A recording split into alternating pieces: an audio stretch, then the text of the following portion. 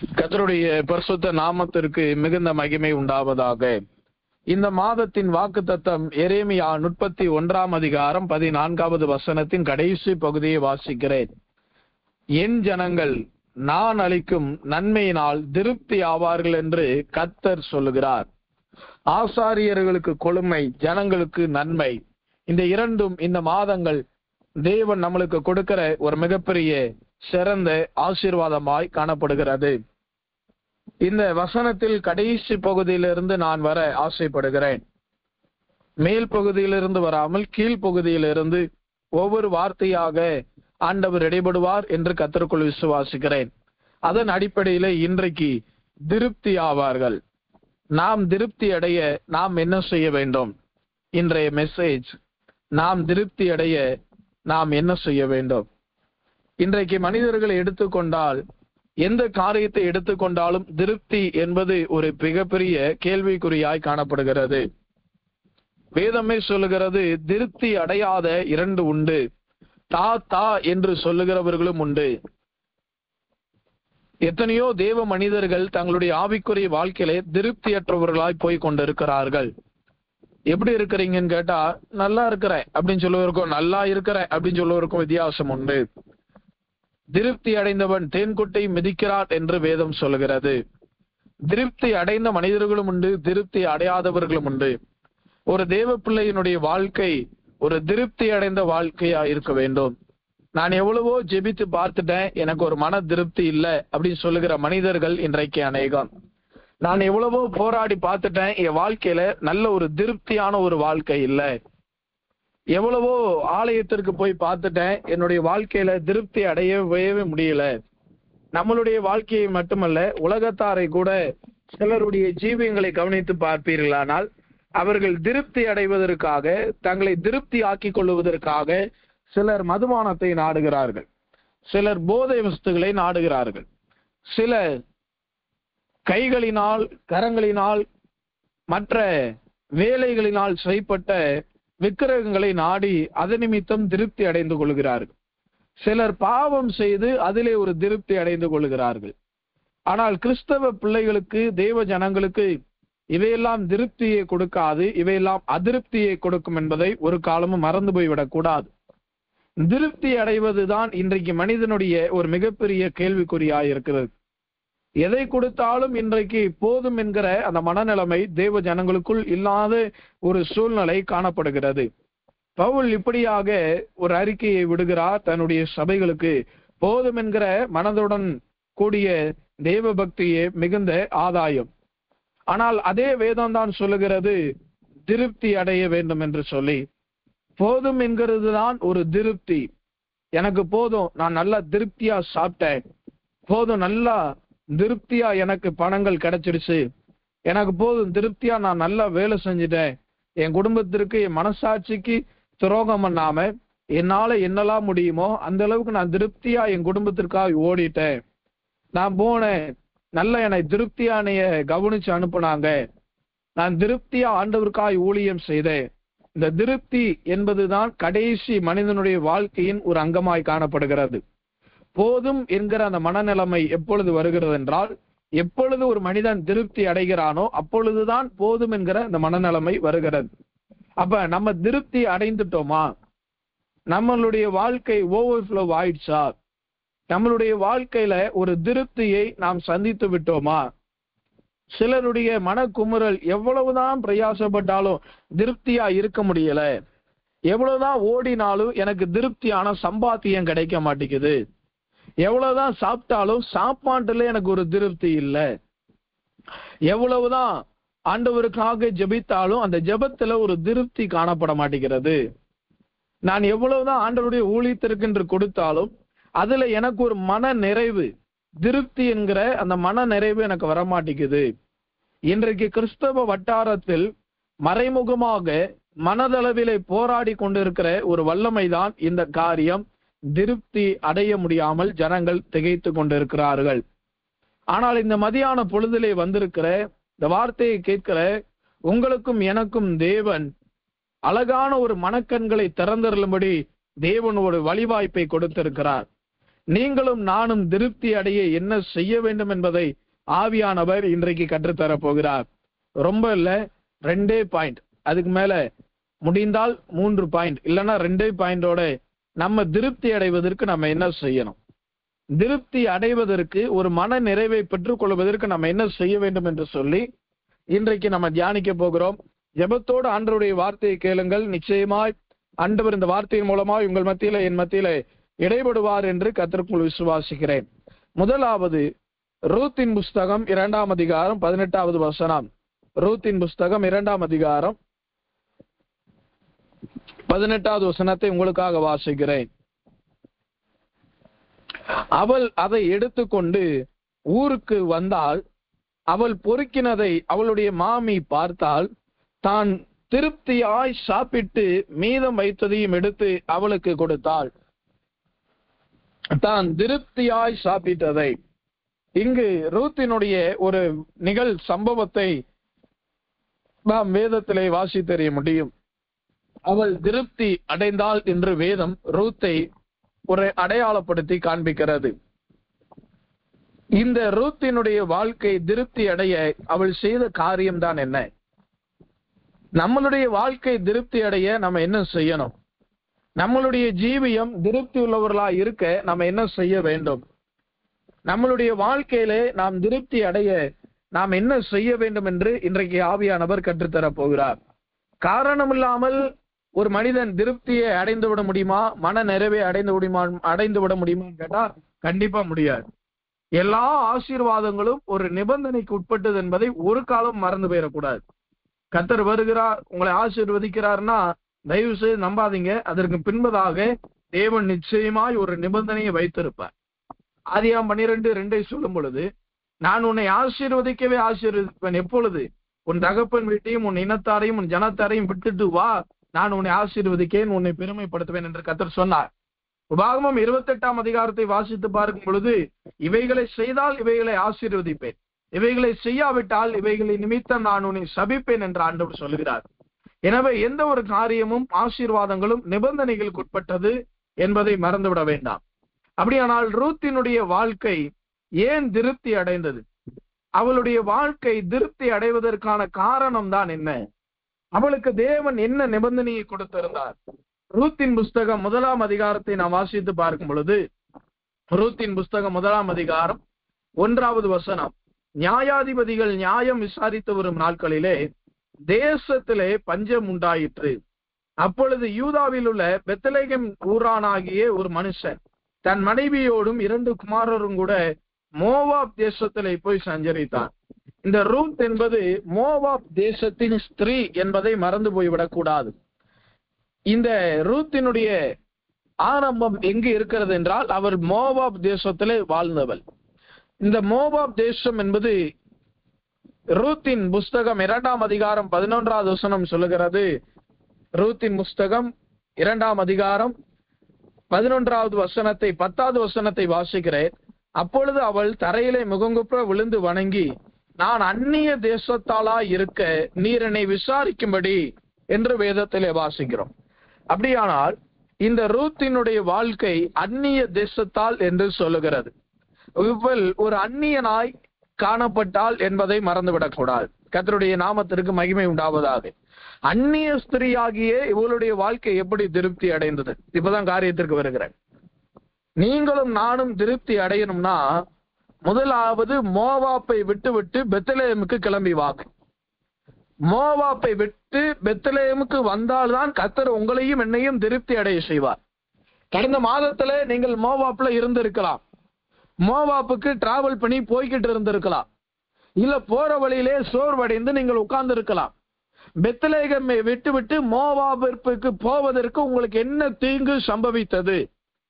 மோவாப்பினுடைய வல்லமைகளுக்குள்ளாக ஏன் அகப்பட்டு கிடக்கிறீர்கள்?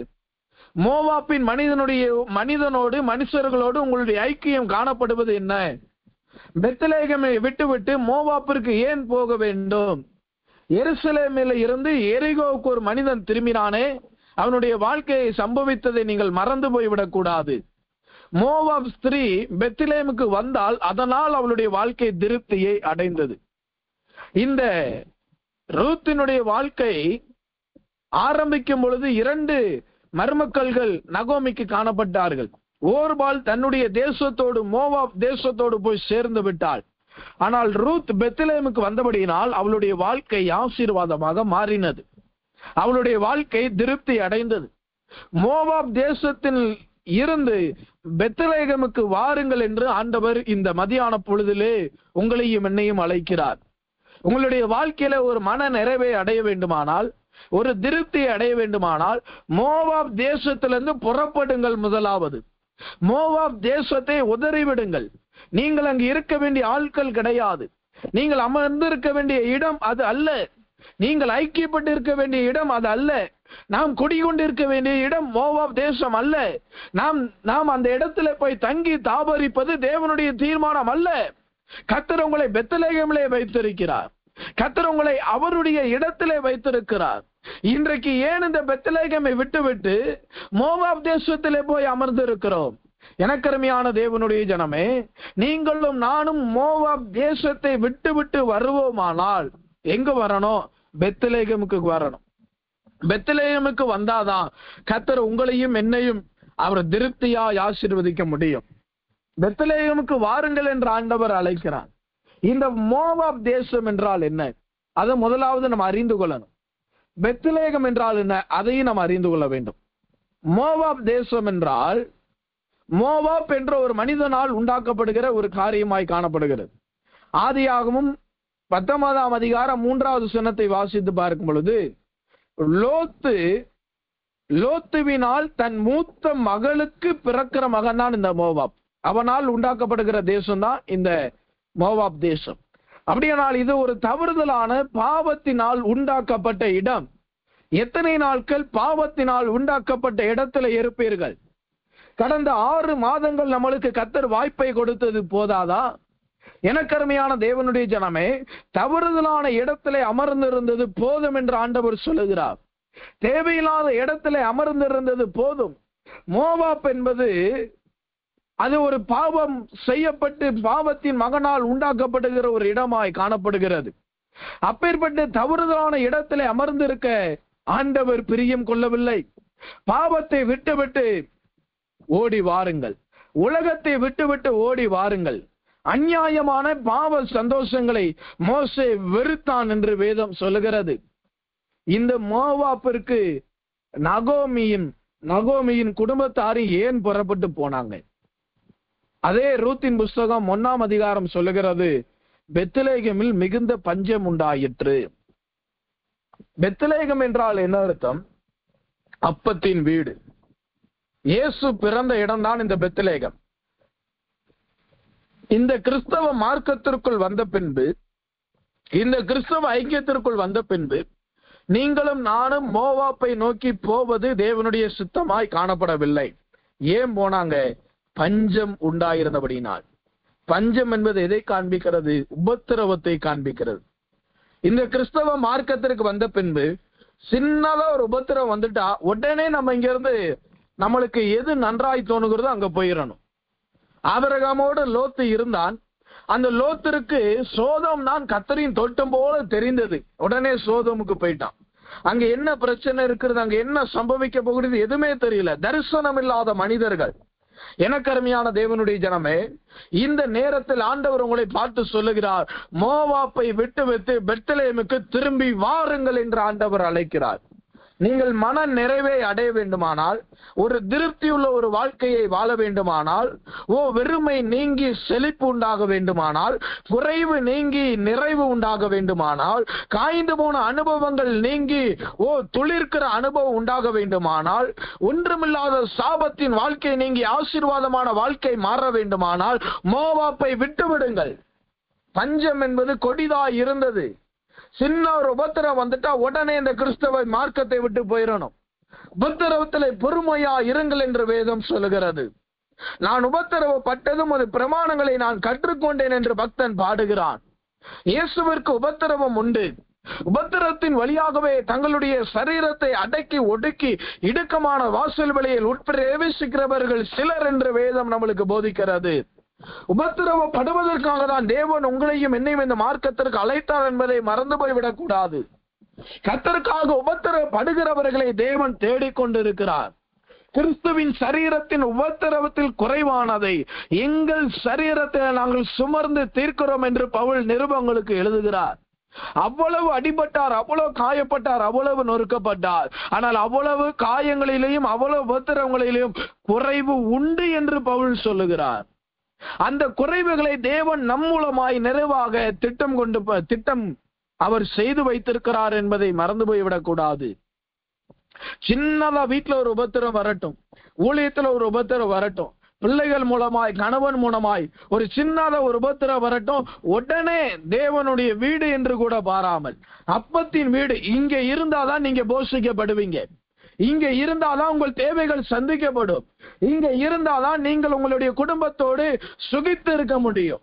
பெத்லகேமில் இருந்தால்தான் நீங்கள் சாப்பிட முடியும், பெத்லகேமில் இருந்தால்தான் நீங்கள் புசிக்க முடியும், குடிக்க முடியும், பெத்லகேமில் இருந்தால்தான் நீங்கள் திருப்தி அடைவீர்கள். ஆனால் இந்த பெத்லகேமில் ஒரு சின்னதா ஒரு உபத்திரவம் வந்த உடனே கர்த்தருடைய வீட்டில இருக்கும் பொழுது கர்த்தர் உங்களை கொண்டு போய் ஒரு ஜெப ஐக்கியத்தில வைத்தவுடன், இல்லாவிட்டால் ஒரு ஊழியனோடு ஒரு ஊழியக்காரர்களோடு ஐக்கியப்படுத்தியவுடன் ஒரு சின்னதா ஒரு உபத்திரம் வந்த உடனே அந்த இடத்தை தூக்கி எறிஞ்சிடணும். நான் யாருக்காகவும் கஷ்டப்பட மாட்டேன், நான் எதுக்கு கஷ்டப்படணும் அப்படி நினைத்தோமானால் பரலோகத்தை நம்ம மறந்துடணும். பரலோகத்தை தேவன் தன்னுடைய தரிசனமா இயேசு வைத்திருந்தபடியினால், தமக்கு முன்பதாக வரப்போகிற சந்தோஷத்தை அவர் நினைத்தபடியினால் அவர் இந்த பாடுகளை, இந்த உபத்திரவங்களை பெரிதுபடுத்தவில்லை. கொஞ்ச காலம் பாடு அனுபவிக்கிறவர்கள் என்று வேதம் சொல்லுகிறது. இக்கால பாடுகள் இனிவரும் மகிமைக்கு ஒப்பானவைகள் அல்ல என்று வேதம் சொல்லுகிறது. உபத்திரவப்பட வேண்டும் என்பது தேவனுடைய தீர்மானமாய் காணப்படுகிறது என்பதை மறந்து போய்விடாதிருங்கள். உபத்திரப்படுவதற்காக தான் கர்த்தர் நம்மளை அழைத்திருக்கிறார். உபத்திரவத்திலே பொறுமையாயிருங்கள், நம்பிக்கையிலே உறுதியாயிருங்கள், ஜெபத்திலே தரித்திருங்கள் என்று வேதம் சொல்லுகிறது. இன்னைக்கு உபத்திரவப்பட முடியாது. யாராவது என்னை ஒரு வார்த்தை சொல்லிடக்கூடாது, சொல்லிட்டா உடனே நான் அங்கிருந்து கிளம்பிடுவேன். சின்னதா ஒரு பஞ்சம் வந்து விட்டது, உடனே நகோமியால அங்க இருக்க முடியல. அத்தனை பேர் அங்கதான் இருக்கிறாங்க, அத்தனை பேருடைய வாழ்க்கை அங்கதான் இருக்கிறது. பெத்லகேம்ல திரளான கூட்டம் வாழ்ந்து கொண்டு இருக்கிறது. ஆனால் நகோமியின் கணவனால அந்த பெத்லகேம்ல இருக்க முடியல. அவன் குடும்பத்தை கிளப்பிக்கிட்டு மோவாபுக்கு போயிட்டான். இன்னைக்கு பெத்லகேமை விட்டு மோவாபு போவதற்கான காரணம் என்ன? ஏன் தேவனுடைய அப்பத்தின் வீடு, இது தேவனுடைய வீடு என்று சொல்லுகிறார்கள். தேவனுடைய வீட்டை விட்டு மோவாப் என்கிற தவறுதலான வீட்டிற்கு போக காரணம் என்ன? நீங்களும் நானும் திருப்தி அடைய வேண்டுமானால் தேவன் முதலாவது சொல்லுகிறார், மோவாப்பை விட்டு பெத்லகேமுக்கு திரும்பு என்று ஆண்டவர் கட்டளை கொடுக்கிறார். பெத்லகேமுக்கு திரும்பி வாருங்கள் என்று ஆண்டவர் கட்டளை கொடுக்கிறார்.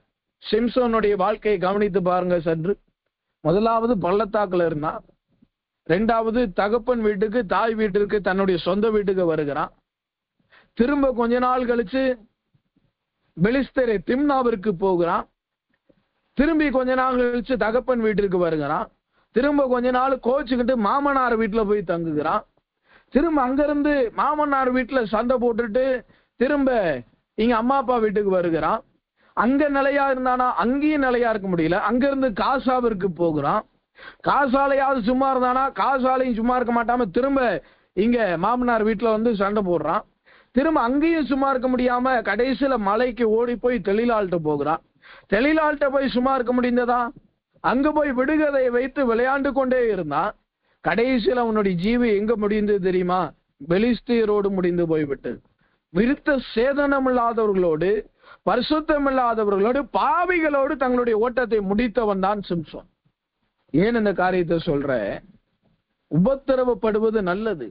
ஆண்டவர் நம்மளுக்குன்னு ஒரு இடத்தை கொடுத்துட்டாரா, அந்த இடத்துல என்ன உபத்திரம் வந்தாலும் பொறுமையா இருக்கணும். ஆண்டவர் நம்மளுக்கென்று ஒரு ஊழிய ஸ்தலத்தை கொடுத்துட்டாரா, அதுல என்ன சிச்சுவேஷன் வந்தாலும் இங்க நிலையா இருக்கணும். ஆண்டவர் நம்மளுக்கென்று ஒரு இடத்தை ஆயத்தம் பண்ணி இங்கதான் இருக்கணும்னு ஆண்டவர் தீர்மானம் பண்ணிட்டாருன்னா, அந்த இடத்துல உபத்திரம் வந்தாலும், பஞ்சம் வந்தாலும், வியாதி வந்தாலும், மரணமே வந்தாலும் அந்த இடத்த விட்டு நகலக்கூடாது. நான் மோவாபுக்கு போனா பொழைச்சிருவேன், நான் சோதமுக்கு போனா நல்லா இருந்துருவேன், நான் இந்த இடத்த விட்டுட்டு அந்த ஊழியத்திற்கு போனா நல்லா இருந்துருவேன், நான் அவங்களோட போய் ஊழியம் செஞ்சா நல்லா இருப்பேன், இவங்களோட போய் ஊழியம் செஞ்சா நல்லா இருப்பேன், இல்ல இந்த ஊழியத்தோட ஜாயின் பண்ணா நல்லா இருப்பேன், இல்ல எனக்கு தெரிந்த எங்க சொந்தக்காரங்க இருக்கிறாங்க அவங்களோட போய் இருந்துட்டா என்னை ரொம்ப நல்லா பாத்துக்குவாங்க, எனக்கு தெரிந்த எங்க அக்கா ஒருத்தவங்க தூர தேசத்துல இருக்கிறாங்க அவங்க நல்லா சம்பாதிக்கிறாங்க அவங்ககிட்ட போனா என்னை பாத்துக்குவாங்க, எனக்கு தெரிந்த தம்பி இருக்கிறான் அவன் எனக்கு எல்லா தேவைகளையும் சந்திப்பான், எனக்கு தெரிந்தவங்கள ரொம்ப ஹை போஸ்டிங்ல நல்ல ஹை பவர்ல நல்ல வல்லமையான ஆளா இருக்கிறாங்க, அங்க போயிட்டா எனக்கு பிரச்சனையே இல்லை, எங்க அக்கா கிட்ட போயிட்டா எங்க அப்பா கிட்ட போயிட்டா என் சொந்தக்காரங்கிட்ட போயிட்டா எனக்கு பிரச்சனையே இல்லை, நான் இந்த பெத்லகேம்ல இருக்கிறதா பிரச்சனை நினைச்சா இது பிரச்சனை இல்லை, நீங்கள் போக போற இடம் தான் பிரச்சனை. அவர்கள் பரிசுத்தவானாயிருக்கலாம், தேவதூதர்களாயிருக்கலாம், தேவனாயிருக்கலாம், தேவனுக்குரியவர்களாயிருக்கலாம், தேவனுடைய ஊழியர்களாயிருக்கலாம், யாரா வேண்டுமானாலும் இருக்கலாம், அவர்கள் மேல தவறல்ல. கர்த்தர் உங்களுக்கும் எனக்கும் குறித்த இடத்தில் இருக்க வேண்டும், அதுதான் தேவ சித்தம். அதை உடைத்து போட்டுட்டு நீங்களும் நானும் எங்கு போனாலும் அவர்கள் மூலமாகவே தேவன் நம்மளுக்கு பிரச்சனையை எழுப்பி விட்டுருவார்.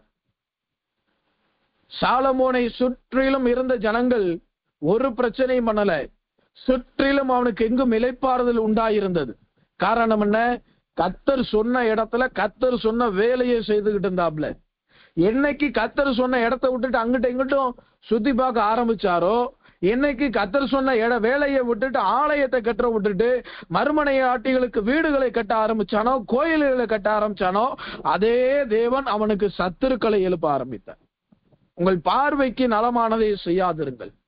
இஸ்ரவேல் ஜனங்கள் இப்படி சொல்லுகிறார்கள், கர்த்தாவே நாங்கள் பாவம் செய்தது உண்மைதான், ஆனால் உம்முடைய பார்வைக்கு நலமானதை செய்யும். இந்த கிறிஸ்தவ மார்க்கம் என்பது உபத்திரவப்பட வேண்டிய மார்க்கம், துன்பப்பட வேண்டிய மார்க்கம், பாடுகள் நிறைந்த மார்க்கம். இது ஒண்ணும் மலர்படுக்கை கிடையாது. இது ஒண்ணும் ஆயாசமாய் தூங்கினான் என்று சொல்லுகிறது போல நிம்மதியா இருக்கலாம் என்று சொல்லவில்லை. நீங்கள் நிம்மதியா இருக்கலாம், கர்த்தருக்குள் திடமாய் நிம்மதியா இருக்கலாம், ஆனால் அதே சமயம் உபத்திரவத்திலே சந்தோஷப்படுங்கள் என்று வேதம் சொல்லுகிறது. பெத்லகேம்ல ஆகார குறைவு வந்தது, கர்த்தர் தான் அந்த ஆகார குறைவை கட்டளையிட்டு இருக்கிறார். கர்த்தருக்கு தெரியாம உங்களுடைய வாழ்க்கையில ஒரு உபத்திரவம் வராது. மாமனார் மூலம், மாமியார் மூலம், தகப்பன் மூலம், சகோதரன் மூலம் வருகிற உபத்திரவத்தை சகித்து கொள்ள கர்த்தரிடத்துல கிருபையை கேளுங்க. நான் எங்க அம்மா வீட்டுக்கு போயிட்டா, அப்பா வீட்டுக்கு போயிட்டா, சொந்தக்காரங்க வீட்டுக்கு போயிட்டா, பந்தக்காரங்க வீட்டுக்கு போயிட்டா நான் நல்லா இருப்பேன்னா எழுதி வைத்துக் கொள்ளுங்கள். நீங்கள் நினைப்பதற்கு தலைகளாயங்கள் நடக்கும். நம்மளனா போய் செக் பண்ணி பாருங்க.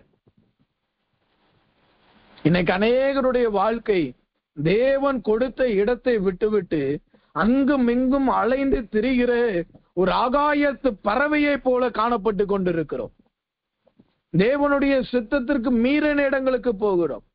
பெத்லகேமுக்கு வாருங்கள், நீங்கள் திருப்தி அடைவீர்கள். மோவாப் என்பது அது தவறுதலான ஒரு இடம், தகப்பனின் நீர் என்று சொல்லுகிறது. தவறுதலான ஒரு முறைமையின்படி பிறந்தவன் அந்த இடத்திலே போய் குடியிருப்பது தேவனுடைய ஒரு உக்கிரான கோபத்தை கொண்டு வருகிறது. ஒருவேளை மோவாப் தேசம் என்கிற பாவத்திற்குள்ளும் உலகத்திற்குள்ளும் மாம்சத்திற்குள்ளும் இன்னும் விட முடியாத அக்கிரமத்திற்குள்ளும் இன்னும் தேவையில்லாத அசிங்கங்களுக்குள்ளும் காணப்படுவீர்கள். ஆனால் உதறி விட்டு தள்ளிவிட்டு உங்களை நெருங்கி நிற்கிற சுற்றி நிற்கிற பாரமான பாவத்தை தள்ளிவிட்டு விசுவாசத்தை துவங்குகிற ஒரு முடிக்கிறோமாய் அவரை நோக்கி ஓடி வாருங்கள் என்று ஆண்டவர் சொல்லுகிறார். பெத்லகேமுக்கு வாருங்கள், நீங்களும் நானும் திருப்தி அடைவோம். இந்த பெத்லகேமுக்கு விட்டு நகோமி போகும்பொழுது, அவ போகும்பொழுது முழு ஃபேமிலியோட போறா, 2 பிள்ளைங்க, கணவன்மார். ஆனால் திரும்பி வரும்போது அவளுடைய ஸ்டேட்மெண்ட் என்ன தெரியுமா? கர்த்தர் என்னை வெறுமை ஆக்கினார். மோவாபுக்கு போனா வெறுமைதான், பாவத்தை திரும்பி தேடி போனோம்னா வெறுமைதான். கர்த்தர் விட சொன்ன ஐக்கியத்தை திரும்பி தேடி போனோம்னா நம்மளுடைய வாழ்க்கையில வெறுமை.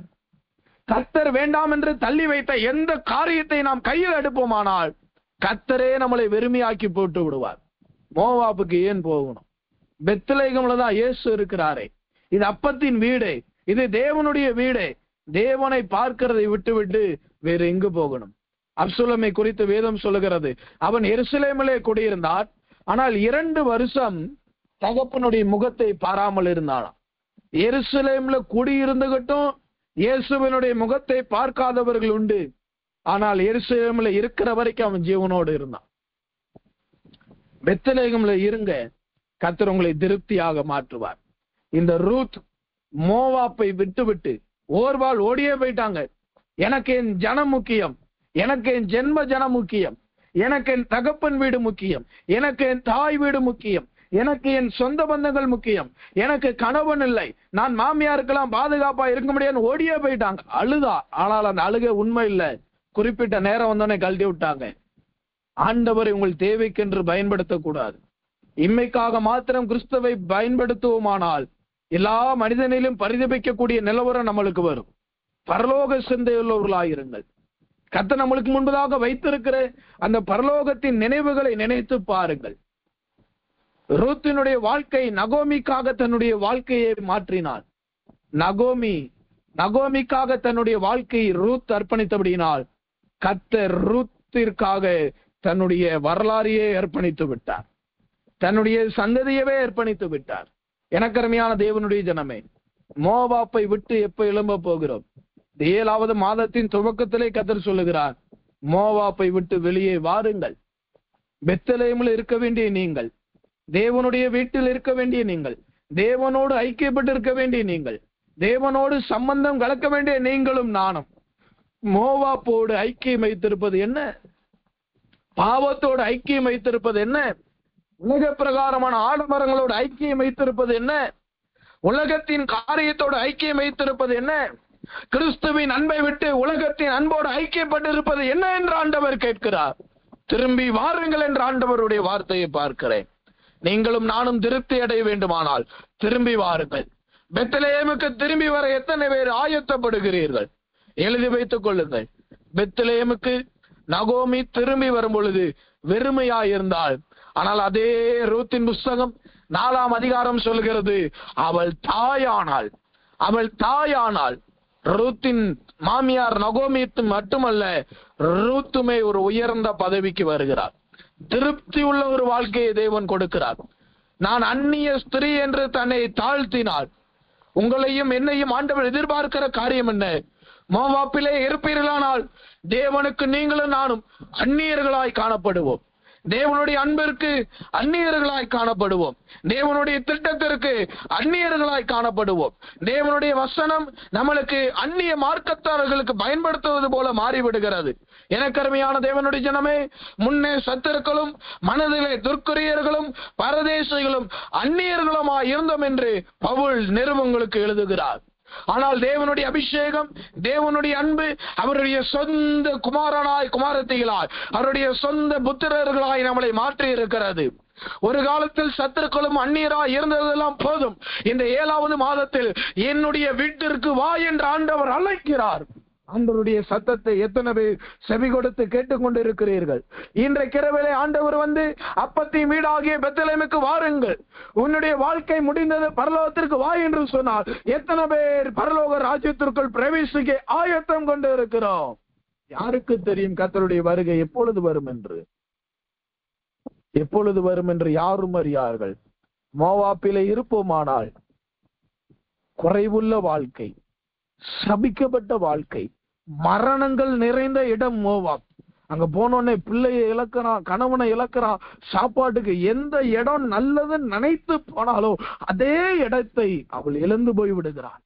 அந்த இடத்துலதான் போய் இழப்புகளை சந்திக்கிறார்.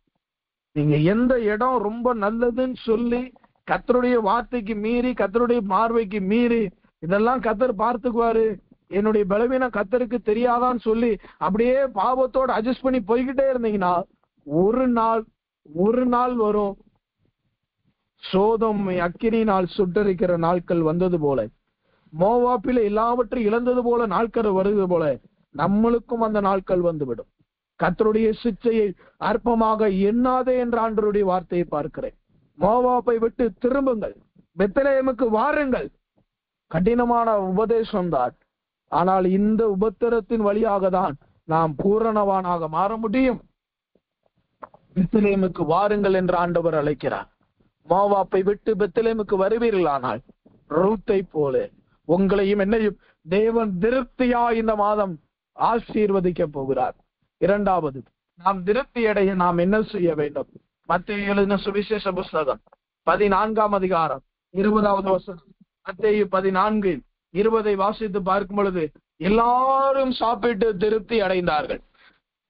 ரூத்ல வாசிக்கும் பொழுது ரூத் மாத்திரம் சாப்பிட்டு திருப்தி அடைந்தாள். ஆனால் மத்தேயு 14:20 வாசிக்கும் பொழுது எல்லாரும் சாப்பிட்டு திருப்தி அடைந்தார்கள். காரணம் என்ன? மத்தேயு 14:19 சொல்லுகிறது, இயேசு அப்பத்தை எடுத்து ஆசீர்வதித்து ஜெபம் பண்ணி பிட்டு சீசர்கள் கையிலே கொடுத்து கொடுங்கள் என்று சொன்னார். இதனுடைய அர்த்தம் என்ன? நீங்களும் நானும் திருப்தி அடைய வேண்டுமானால் இரண்டாவது என்ன செய்ய வேண்டும்? இயேசுவை மாத்திரம் நோக்கி பார்க்க வேண்டும். அவர் நம்மளை போஷிக்க வேண்டும் என்கிற அந்த வைராக்கியத்திற்குள்ள வரணும். அந்த ஸ்டேட்மெண்ட்டுக்குள்ள நம்ம வரணும். அந்த கட்டுப்பாட்டிற்குள்ள வரணும். பெத்லெகேமுக்கு வந்தால் மாத்திரம் போதாது. பெத்லெகேமில் பிறந்த இயேசுவை பார்க்கணும். இயேசுனுடைய திருமுகத்தை தினந்தோறும் நோக்கி பார்க்கணும். எந்த சூழ்நிலையிலையும் கர்த்தரனை போஷிப்பார் என்கிற ஒரு நம்பிக்கை நம்மளுக்குள்ள வரணும். பஞ்சமானாலும் பசியானாலும், பட்டினியானாலும் நிர்வாணமானாலும், பட்டயமானாலும் சாவானாலும், நிந்தையானாலும் அவமானமானாலும் என் இயேசுவை மாத்திரம் நான் நோக்கி பார்ப்பேன். எனக்கு ஒத்தாசை வரும் மனிதனை அல்ல, பர்வதங்களை நோக்கி பார்ப்பேன். ஆண்டவரை நோக்கி பார்க்கணும். இரண்டாவது, நம்ம திருப்தி அடையணும்னா கர்த்தரை மட்டும்தான் நோக்கி பார்க்கணும். எந்த மனிதனையும் நோக்கி பார்க்க கூடாது. எந்த மனுஷர்களை நோக்கி பார்க்க கூடாது. எந்த உலகத்தின் காரியத்தை நோக்கி பார்க்க கூடாது. நான் இங்க போய் வேலை செஞ்சுட்டா, நான் இவ்வளவு சம்பாதிச்சுட்டா இல்ல. இது உங்களுடைய சுய ஞானத்தை சுட்டரித்து போடுங்கள். ஆண்டவரிடத்துல கேளுங்க, ஆண்டவரே இந்த இடத்துல இருந்து நான் இங்க போகட்டுமா? இந்த இடத்துல இருந்து நான் இந்த ஊழியத்திற்கு போகட்டுமா? நீர் என்னை போஷிப்பீரா? கர்த்தர் நம்மளை போஷிக்க உண்மையுள்ளவராய் இருக்கிறார். ஆதியாமத்திலிருந்து வெளிப்படுத்தின வரைக்கும் கர்த்தர் நம்மளுடைய ஜனங்களை போஷித்த விதங்கள் ஏராளம் தாராளம். யாத்திராகமம் 16:18 வாசிக்கும் பொழுது மன்னாவை சேகரித்தார்கள். அதில் மீதியும் இல்லை, குறைவும் இல்லை. திருப்தியாய் கர்த்தர் அவர்களை போஷித்தார். 40 வருடம் அவர்கள் மன்னாவை புசித்தார்கள். என்னைக்கு கானான் தேசத்திற்குள்ள காலெடுத்து வைக்கிறார்களோ அன்றைக்கு மன்னா நிறுத்தப்பட்டது. அப்ப பட்னி போட்டாரா? இல்ல. அவர்களுக்கு கோதுமை கதிர்களை கர்த்தர் உருவாக்கி கொடுக்க ஆரம்பிச்சுட்டார். ஒரு ஆசீர்வாதம் அடையுதுன்னா இன்னொரு ஆசீர்வாதம் திறப்பாரு. இது மனிதனால முடியாது. மனிதனிடத்துல போய் நீங்க யாராவது ஏதாவது கேட்பீர்களானால், ஒரு வேதத்துல ஒரு மனிதன் சொல்லுகிறார், நானும் என் பிள்ளைகளும் படுத்தாச்சு, நீ போய் நாளை வா என்று சொல்கிறான். இதுதான் மனித இயல்பு. எந்த சூழ்நிலையிலையும் ஆண்டவரை நீ போஷிப்பாருன்னு சொல்லி இரவும் பகலும் அவரையே நோக்கி பார்த்திருக்கணும். ஆண்டவரிடத்துல கேட்கணும். தட்டுங்கள் உங்களுக்கு திறக்கப்படும், கேட்கிற எவனும் பெற்றுக்கொள்ளுகிறான். விசுவாசத்திலே ஜபத்திலே விசுவாசம் உள்ளவர்களாய் எவைகளை கேட்பீர்களோ அவைகளை பெற்றுக்கொள்ளுவீர்கள் என்று வேதம் சொல்லுகிறது. என்னிடத்துல கேளுங்கள், நான் உங்களுக்கு தருகிறேன். என்னிடத்துல நீங்கள் ஒன்றும் கேட்கவில்லை, கேளுங்கள், உங்கள் சந்தோஷம் நிறைவாகத்தக்க நீங்கள் பெற்றுக்கொள்ளுவீர்கள். தகப்பன் தன் பிள்ளைகளுக்கு மீனை கேட்டால் பாம்பை கொடுப்பானோ? அப்பத்தை கேட்டால் கல்லை கொடுப்பானோ? பொல்லாதவர்களாகிய நீங்கள் உங்கள் பிள்ளைகளுக்கு நன்மைகளை கொடுக்க அறிந்திருக்கும் பொழுது பரமபிதா தம்மிடத்தில் வேண்டிக் கொள்ளுகிறவர்களுக்கு நன்மைகளை கொடுப்பது அதிக நிச்சயம் அல்லவா? பரமபிதா நம்மளுக்கு எல்லாவற்றையும் கொடுக்க உண்மையுள்ளவராய் இருக்கிறார். இடையில ஒரு காரியத்திற்காக ஜெபித்த பொழுது ரொம்ப சோர்வடைந்து ஜெபித்துக் கொண்டார். அப்பதான் ஆண்டவர் எனக்கு இந்த வார்த்தையை காண்பித்தார். ஆதாமு அக்கிரமம் பண்ணி பாவம் பண்ணி மீறலுக்கு உட்பட்டான். தனக்குத்தானே அத்திலைகளை உடுத்தி கொண்டான். ஆண்டவர் அதோடு விட்டாரா? இல்ல. ஆண்டவர் அவனுக்கு தோல் உடைகளை தரிப்பிக்கிறார். இந்த தோல் உடைக்கு பின்னாடி மிகப்பெரிய ஒரு உபதேசம் சத்தியம் உண்டு. ஆனா இதை சிம்பிளா நான் ஒரே வார்த்தையில சொல்லணும்னா, சாதாரண ட்ரெஸ் என் பிள்ளை போட்டா பத்தாதுன்னு சொல்லி அவனுக்கு காஸ்ட்லி ட்ரெஸ் ஆண்டவர் கொடுக்கிறார். லெதர் பேகுக்கும் சாதாரண பேகுக்கும் வித்தியாசம் இல்லையா? லெதர் ட்ரெஸ்ஸுக்கும் சாதாரண ட்ரெஸ்ஸுக்கும் வித்தியாசம் இல்லையோ? ஆண்டவர் பாருங்க, அவ்வளவு தூரம் சபித்தாலும் அவருடைய உள்ளம் தாங்க முடியல. நம்மளுடைய தேவன் நம்மளை போஷிக்கிறவர். உங்களுக்கு வஸ்திரம் வேண்டுமானாலும் கொடுப்பார், பாதரட்சை வேண்டுமானாலும் கொடுப்பார். உங்கள் கடன் பிரச்சனை அடைய வேண்டியமா, இந்த மாதம் ஒரு சவால் விட்டு டெய்லி காலையில எழுந்து இருட்டோட ஜபத்திற்கு வரும்போது ஒரு 1/4 மணி நேரம் ஆண்டவரே என் கடனை அடைங்கன்னு சொல்லி 2 கையை உயர்த்தி முழங்கால் போட்டு இரவு நேரத்துல கர்த்தருடைய முகத்தை நோக்கி பாருங்கள். நிச்சயமாய் கர்த்தர் உங்கள் கடன் பிரச்சனை அடைத்து போடுவார். எத்தனையோ பேருக்கு அற்புதம் நடந்திருக்கிறது. இன்னைக்கு ஏன் நம்ம திருப்தி அடைகிறது இல்லைன்னா, மனுஷனை பார்க்கிறோம், மற்றவர்களை பார்க்கிறோம், சிநேகிதர்களை பார்க்கிறோம், தெரிந்தவர்களை பார்க்கிறோம், அறிமுகமானவர்களை பார்க்கிறோம், அறியாதவர்களை போய் பார்க்கிறோம். இவங்க மூலம் எனக்கு நன்மை கிடைச்சிடாதா, இவங்க மூலம் எனக்கு ஒரு ஹெல்ப் கிடைச்சிடாதா, இவங்க மூலம் எனக்கு உதவி கிடைச்சிடாதா? ஒண்ணுமே கிடைக்காது. அப்படி கிடைத்தாலும் அதுல உங்களால் திருப்தி அடைய முடியாது. 3 நாள் வனாந்தரத்துல இருந்தாங்க. இயேசுவை விட்டு போகல.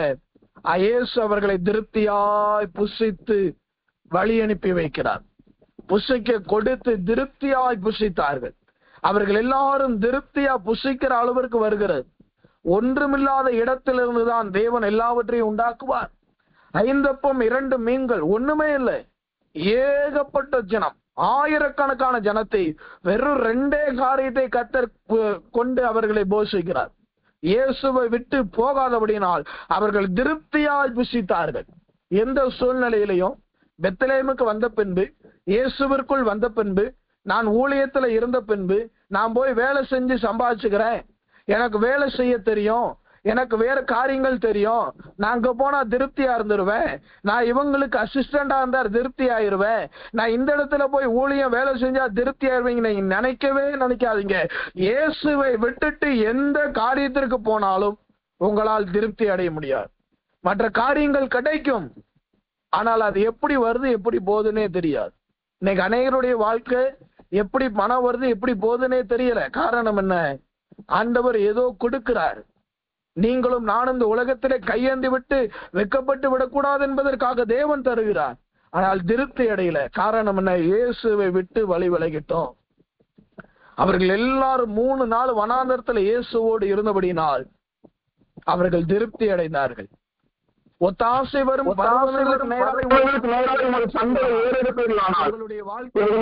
ஒரு வாழ்க்கையாய் கர்த்தர் மாற்றுவார்.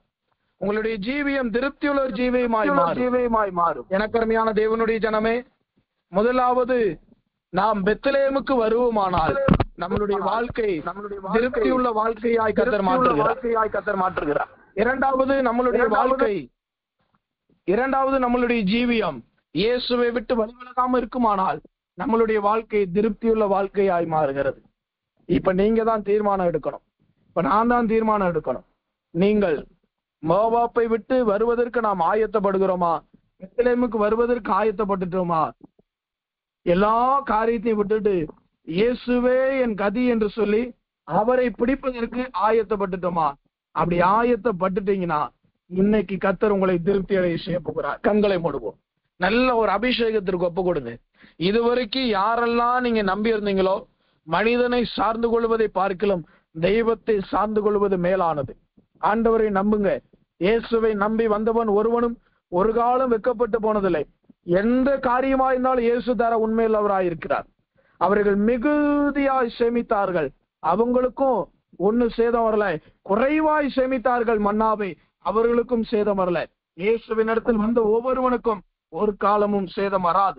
இயேசுவை விட்டு பெத்லகேமை விட்டு போவோமானால், சுயத்தின் பின்பதாக மோவாப்பின் பின்பதாக போவோமானால் நம்மளுடைய வாழ்க்கையில் வெறுமை வரும், திருப்தி இல்லாத வாழ்க்கை வரும். கண்களை மூடுவோம்.